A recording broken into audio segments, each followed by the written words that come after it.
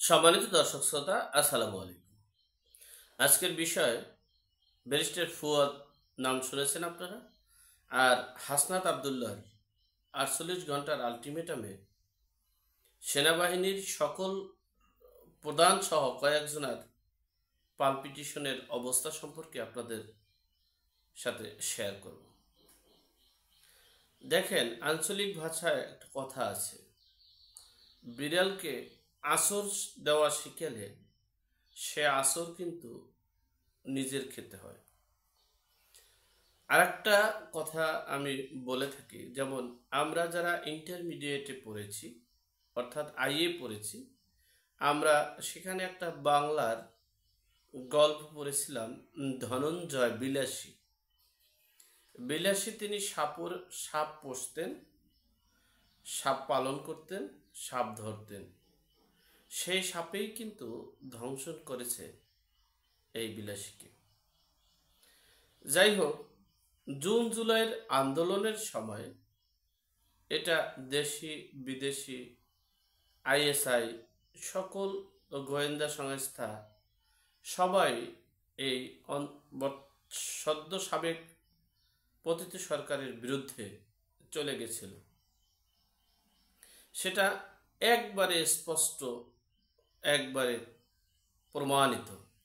যাই হোক, সেখানে জাতিসংঘ, এই মার্কিন যুক্তরাষ্ট্রের সাবেক প্রেসিডেন্ট জো বাইডেনের হস্তক্ষেপে জাতিসংঘ বাংলাদেশের অভ্যন্তরীণ বিষয়ে হস্তক্ষেপ করায় সেখানে জাতিসংঘের রাষ্ট্রদূত, এই আমাদের বাংলাদেশের প্রতিনিধি ভলকার তুর্ক বলেছেন, আমরা জুন জুলাইয়ের আন্দোলনের শেষ মুহূর্তে বলেছি, সেনাবাহিনীকে বলেছিলাম যে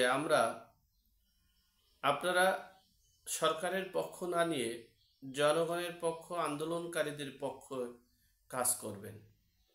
আর যদি সেটা না করেন, শান্তি মিশন সহ সব কিছু আপনাদের সমস্যা হতে পারে। সেই কথা তো কাজ, সেই কাজে তিনি করেছেন। এরপরেই তারা একটা অংশ, বিপদগামী একটা অংশ, হয়তোবা সেখানে সেনাপ্রধান থাকতে পারে কিনা আমার জানা নেই, এই বিপদগামীরা এই আন্দোলনকারীদের উৎসাহ, উদ্দীপনা এবং সকল কিছু যোগান দিয়েছেন এবং সাবেক অবসরপ্রাপ্ত সেনাবাহিনীরাও যোগান দিয়েছেন। সেখানে এই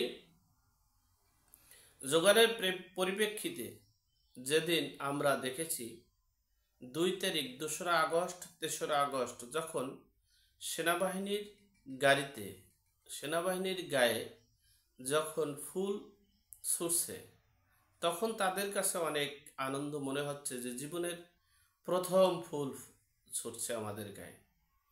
আমি তখনই রীতিমতো অবাক হয়ে গেছি। যেই সেনাবাহিনীর কথা শুনলে মানুষ আতঙ্কিত হতো, মানুষ ভয়ে থাকতো, কি যেন একটা ঘটনা ঘটছে, যেই সেনাবাহিনীর স্বাধীনতার পর, মানে অর্থাৎ এই ডিজিটালাইজডের পূর্বে সেনাবাহিনীর কথা নাম শুনলে যারা একটু সহজ সরল তারা প্রস্রাব করে দিত, সেই সেনাবাহিনীকে তারা বরণ করছে, কাছে নিচ্ছে, যোগান দিচ্ছে। তখনই মনে করছি আমি, এই সেনাবাহিনীর এই পতন শুরু কেবল। সেটা হয়তোবা ফ্যাসিস্ট সরকারের বা পতিত সরকারের বা শেখ হাসিনার পতনের বিষয়টা ভিন্ন। যখনই সেনাবাহিনী দেশ রক্ষা করবে, দেশের জনগণের রক্ষা করবে, দেশের স্বাধীনতা সার্বভৌমত্ব রক্ষা করবে, সেখানে সেই সেনাবাহিনী যদি আন্দোলনে উৎসাহ দিয়ে থাকে, আন্দোলনের যোগান দিয়ে থাকে, আন্দোলনের সাহস দিয়ে থাকে, তাহলে সেই সেনাবাহিনীর পতন এবং মর্যাদা সব কিছুই শেষ হয়ে যাওয়ার পথে। আজকে দেখেন, সেই সেনাবাহিনীকে নিয়ে ট্রোল করছে, আজকে ফেসবুকে তোলপাড়। আজকে ঢাকা শহরে 24 ঘন্টার, 48 ঘন্টার আলটিমেটাম দেয়।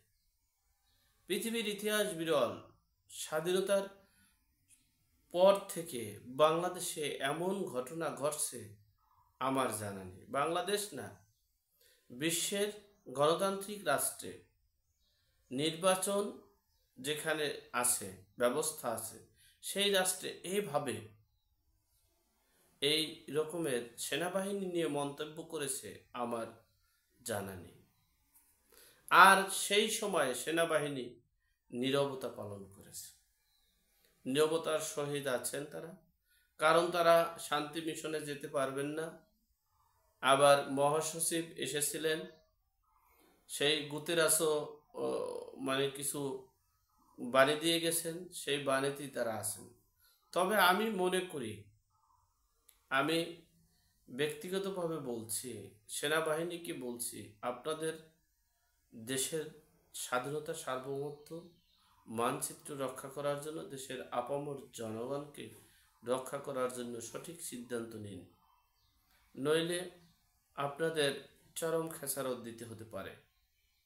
যাই হোক, সর্বোপরি কথা, সেই সেনাবাহিনী এখন পর্যন্ত তারা এই 24 ঘন্টা অলরেডি পেরিয়ে গেছে যে তারা 3রা আগস্ট সিদ্ধান্ত নিয়েছিল আসিফ মাহমুদ, সজীব ভুইয়া, নাহিদ ইসলাম, হাসনাত, সার্জিসা যে সশস্ত্র বিপ্লবের মাধ্যমে হাসিনাকে পতন করাবে।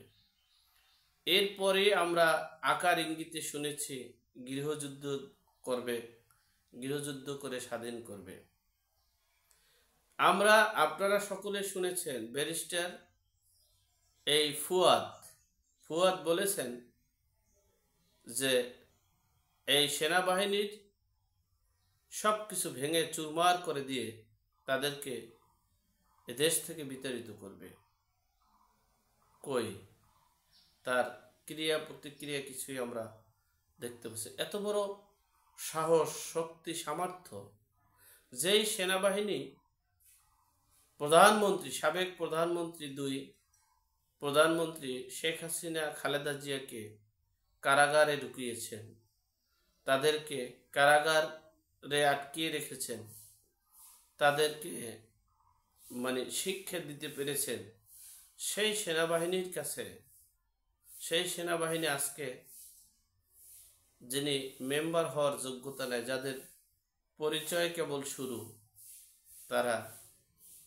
তাদের হুঙ্কারে আজকে আত্মগোপনে নাকি প্রকাশ্যে, সেটাই বলা বাহুল্য।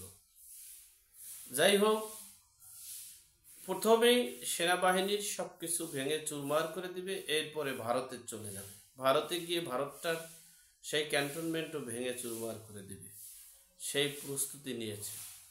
কারণ তারা জানে যে তারা যে সশস্ত্র পেয়েছেন, তাতে বাংলাদেশের সেনাবাহিনীর সাথে আন্দোলন সংগ্রাম করে তাদেরকে দেশ থেকে তাড়িয়ে দিতে পারবে, সেই সক্ষমতা তাদের আছে বিধেই তারা হুঙ্কার দিচ্ছে।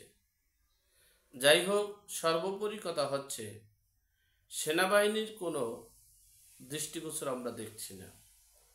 দেশকে রক্ষা করার জন্য, দেশের স্বাধীনতা, সার্বভৌমত্ব রক্ষা করার জন্য, দেশের মানচিত্র রক্ষা করার জন্য এখন এই মুহূর্তে সেনা প্রধানের উচিত সামরিক শাসন জারি করে দেশের সকল ডেভিলদেরকে গ্রেপ্তার করে এবং দেশের সর্বসেক্টরে যে অস্ত্র আছে, লুকিয়ে আছে, সেই অস্ত্রগুলোকে উদ্ধার করে দেশকে মুক্ত করুন, দেশের সাধারণ জনগণকে নিরাপত্তা দেওয়ার আহ্বান জানিয়ে আজকের মতো এখানেই শেষ করলাম। ভালো থাকবেন, সুস্থ থাকবেন।